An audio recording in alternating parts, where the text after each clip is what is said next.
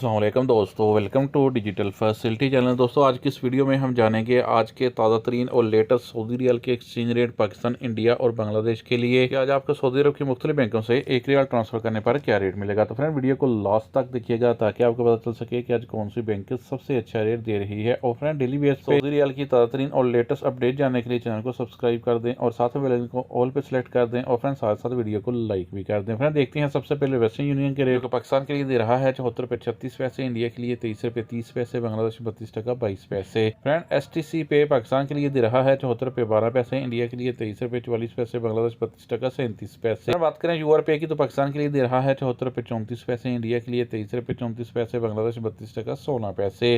Friend बार के application Pakistan के लिए दे रहा है 74 रुपये 36 पैसे, इंडिया के लिए 23 रुपये 43 पैसे, बांग्लादेश 32 टका 27 पैसे।